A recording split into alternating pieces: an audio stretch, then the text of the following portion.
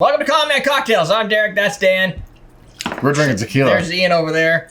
We're drinking. We're gonna have a little tequila review. We've reviewed this before. I have a video. I don't know. I'm gonna point to it. We're gonna do it again. Siempre Tequila Blanco, Siempre Tequila Reposado, Siempre Tequila Anejo. So non-rested. I think you could keep it in like steel cask for like 2 months or something. Rested for so many months in probably oak. Rested longer in oak. I think it's How long? 8 months. Oh, there's some hand numbering on here though. I'm not always That doesn't well give us a versed month. in remembering the age categories, Yeah, I don't know what timing wise for tequila. So Siempre, I like the product. They sometimes are in our live stream. They sent it to me once upon a time. They sent these to me. I got another 3 of them. And the Blanco. Yep. we like the product, and they were like, "Oh, I'm glad you like it because we're making it, and everybody likes when you like their stuff, right?" Yeah, no, it's good. So I was working The on Blanco's not really like Bernie. no, and this is not Blanco.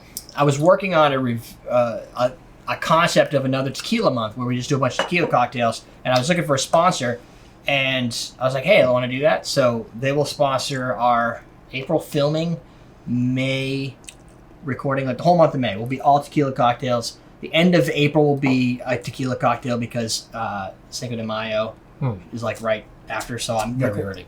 We just have to have it recorded before Cinco de Mayo. It's key that we don't badmouth this brand in the next month or so. Here. I've had this product for like 2 years. We drink and it all the I have yet time. to badmouth them, Yeah. so I figure Yeah. I'm good for a couple more months. We've had this before, haven't we? Yeah. Well, It's good. well, you've had it because see how this is almost empty? Yeah. I've had that. We brought it over But to it's your house. good. Right? It's good. Yeah. Yeah, that's definitely. I like the Repo, the taste of it. The smell reminds me of something like the orthodontist or something. I don't know why. That's just a personal thing. Orthodontist. What would be at the It's the smell of the glue. Smell. The smell of the glue and taste of the glue like- that they put on the like the cement. sealants? Yeah. Whenever they cement the new Yeah. braces. Do you know what I mean? So this one's salty and Maybe not now. Jeez, Vibrant. Changed on me. so No, there it is. the so that's Yeah, I can clean. It's got salty citrus. It's got some mineral to it. That has a good aroma to it. I never actually tasted this. We never had the just That opened I- Anejo. No, because we just opened that tonight. I didn't bring it over Like 2 minutes because ago. Yeah. Yeah. it's a little harder to work in cocktails. If you wanted to make No, para, I would- you have to say, you have to put para in front of it. P-A-R-A. Para Siempre. Pot Yeah. CMP. How Maybe How forever? it? Then it means forever. For always. Do you know that it's Italian origin? Siempre. Siempre. Did you know that the company that is in It's a Canada? romantic. Well, Huh? Spanish is a romantic language, so most things are. Well, it's Latin. Yeah, it's Latin based. Yep. I definitely like the Anejo better than the. Yeah, me too. I like the Anejo the best. Yeah. Yeah. So the problem is, we'll have to do it in May. I'll come up with a drink, but not every drink will fit Anejo. Agreed. No. Well, I think we'll do like Anejo Old Fashioned or something. But if you're gonna That drink makes sense. like straight up, Yeah, the Anejo is tasty. mm, The Blanco reminds me of just the, It's like floral. yeah, it's like a regular Blanco tequila, just stronger in the flavor. Just everything stronger about Yeah, the it's like- flavor. It's bigger. Takes The- up more of the glass. The Repo's not very overly powerfully oaked, but I like the Anejo. That's pretty flavor. strong. It's just you like can definitely get the oak in this one. it's still 40. That one has. Their label. This one's Yeah. smooth though. I like Yeah, this label really better. It's smooth. It's What's it's the not like price point on smoky, these but things? but again, it's like it's a little bit. What you got for the 32. 32. More than 32. This is 60, I think. Okay, So so somewhere it's between probably like 30 30, 40, 60, or 34, 50. It depends 30, on the place. 45. Yeah. Best Bev Liquors had it for 60. That's a little high, I think, for Anejo from them. Price Anejo.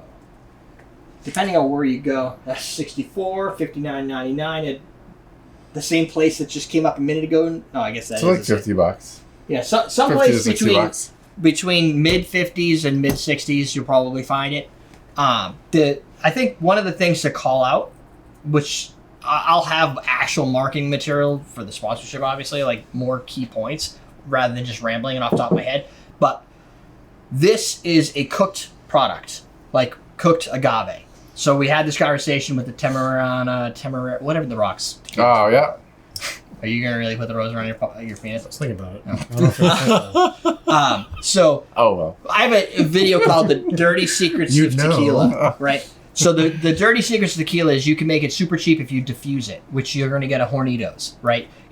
They use chemicals to basically digest it for you to get the sugars out, and then they use the sugars to make the product, but they do it really quick, right? Then you could do it with an autoclave where you put it in this big vat, you cook it for like 8 hours faster, gets out the sugar. Or you roast it and cook the agaves old school, make them really hot so the juices come out, which takes 18, 20 hours, 30 hours to do. So obviously to diffuse it's faster, but you're losing the flavor as you go. Yeah. So these guys, along with folks like Siete Leguas, Patron, and other brands, cook their product is slower, which makes the cost go up.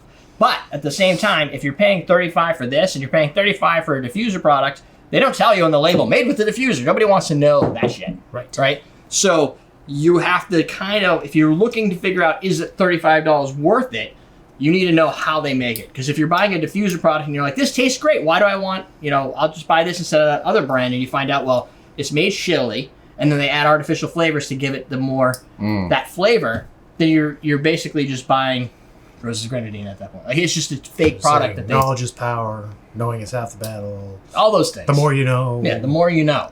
Yeah. See, like this one has like the cotton candy. You'll probably get more of that floral flavor from their aged one. If basically, I always say you start with this. If this tastes good, the Reposado should have this taste, but more mellow, right? A little bit rounder, not as This one's aggressive. definitely more mellow. And that one will be mellower than all of them. I've always had a hard time deciding what I like better. Each brand, some of them I like the Reposados better than They're the all Blancos. different. Sometimes the Blancos is really good. Sometimes the Repo is better. Sometimes the Anejo. In this case, I think the Anejo is the best.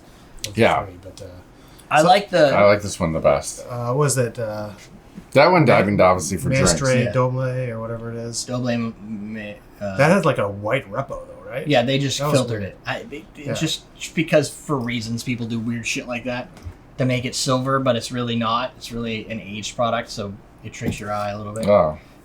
Rum does that all the time. White rum is aged for 2 years, right? So in oak, and they just strip it out of all the color. Otherwise, it would look like this, and people are like, "Oh, why does your white rum look so like pee?" Yeah. Right? But with the Reposado, everybody expects that, so it's fine. I will go on the side of I like this product and this product. The only reason I favor this one is I feel like every time I make something with an Añejo, everybody is like, I don't know if I like this. No, this is definitely more of a Sippy sip. sippy sip. Like you're gonna, or like you said, you make like an old fashioned type of.